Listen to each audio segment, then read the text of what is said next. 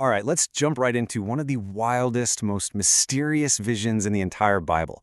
These strange, powerful beings that stand right at the center of heaven, next to the very throne of God.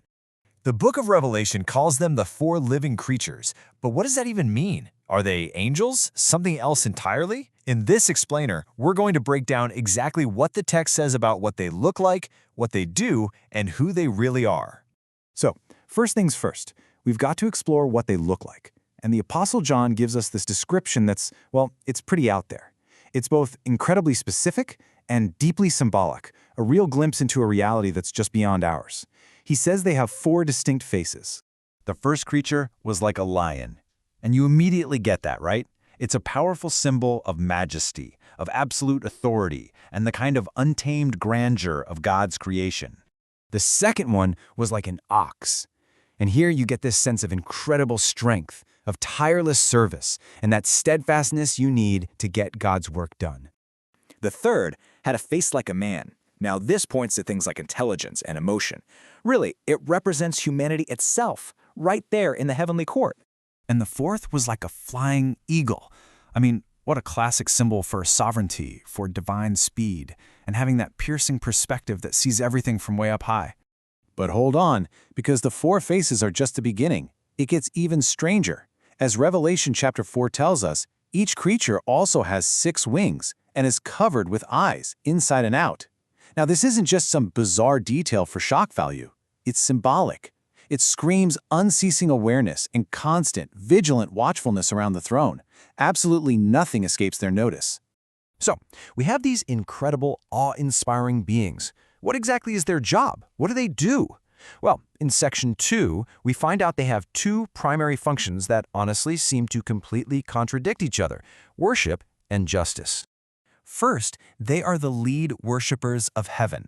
Seriously, they hold harps, instruments of praise and prophecy, and these golden bowls of incense, which the text tells us are the prayers of the saints. They don't just participate in worship, they kick it off, leading all of heaven in total adoration for God the Father and the Lamb, Jesus Christ. And then you see the other side. These same worshipful creatures are instruments of divine judgment. When the Lamb opens the seals, it's their thunderous voices that command the 4 horsemen to come.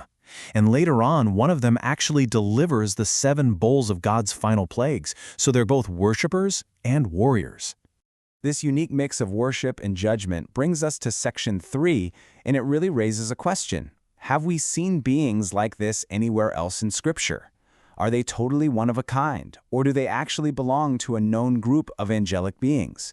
Well, when we compare them to the cherubim, a really high-ranking order of angels often seen as guardians of holy spaces, the similarities that the prophet Ezekiel describes are, wow, they're just impossible to ignore. As you can see here, 4 creatures, the exact same 4 faces, and they're both covered with eyes. The connection is just incredibly strong. And the connections don't stop there. Let's compare them to the seraphim, another exalted angelic order whose name means the burning ones. Isaiah's vision shows us beings who, just like the living creatures, have 6 wings, and are defined by their unending song of praise declaring the holiness of God.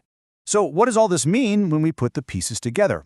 In our final section, we're going to see that all these clues point to a creature that combines the characteristics of the Bible's most powerful angelic beings.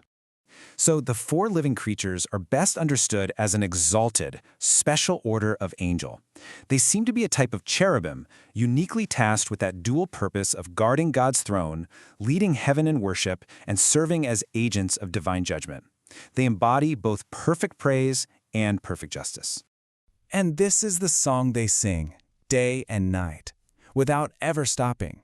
Their entire existence is a declaration of God's eternal and absolute holiness. It's their core identity and their constant, joyful mission. It leaves us with a final, pretty profound question. If the beings closest to the throne are so utterly consumed with this one unending task, what does that reveal about the sheer, overwhelming reality of God's holiness? Definitely something to think about.